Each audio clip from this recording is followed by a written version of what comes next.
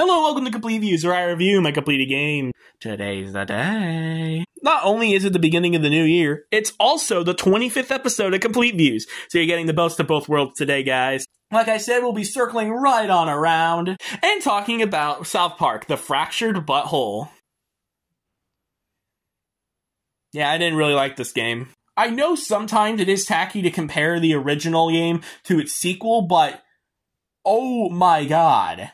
For those who haven't watched the first episode of Complete Views, I reviewed The Stick of Truth and gave it a perfect 10 out of 10. Shockingly, this game doesn't get a perfect 10 out of 10. In fact, I'd love to never touch it ever again. This is for multiple reasons. Reason number one, the gameplay sucks. In this game, running around and doing shit, it just isn't fun, man. The buddy abilities in Stick of Truth are actually interesting and unique. This one is new kid farts. That's it, that's all it does. And it's not just exploring the world that's worse, it's also the combat! Like, you know how in Stick of Truth it was very... and, like, actually fast and interesting? It is very slow and methodical in this game. The worst part about it is that it is so boring. It is so easy. You can just literally throw whatever the hell you want on the field and just, yep, that's my attack, I win. I'd like to remind you I had to play the hard difficulty for this game. It was still piss easy. Oh yeah, and let's talk about that difficulty. In Fractured, there are two different difficulty sliders. One that's actually difficulty, and the other is skin tone. To get the difficulty-related achievement, you have to have the hardest skin tone and be on the hardest difficulty. The game's still piss easy. Oh yeah, did I also mention that skin tone literally means absolutely nothing in this game? Like seriously, the only thing I noticed different was that the police officers look at you angrily, you get a really overpowered accessory from Morgan Freeman, and you can't even fight him unless you're the whitest cracker to ever cracker. Why?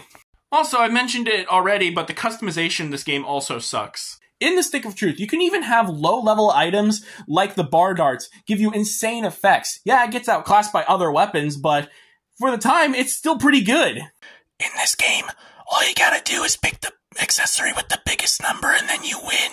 Like, don't get me wrong, the customization when it comes to your class is actually pretty decent, and yeah, that's pretty much the only thing that this game does good. Let's now talk about the characterization between Cartman and Kyle. Why did they choose Mitch Connor for this game? Like, he only appears in episode 200 and 201, and is never seen throughout the rest of the series, so he's a random fucking character that gets added into the game for no reason. Hey, guess which character is a manipulative asshole in the first game, and then isn't in the sequel? That's right, Cartman! Oh yeah, and did I also mention that Kyle is like the best character in The Stick of Truth, and in this game they completely bastardize him, and he's the asshole in this scenario?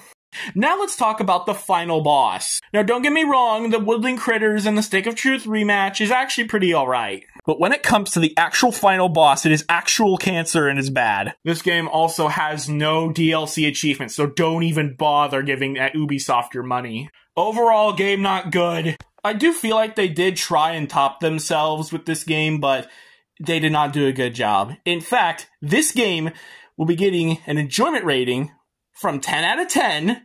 Just a reminder, Stick of Truth, 10 out of 10. Fractured Butthole, 1. A 1 out of 10. It is that unfun.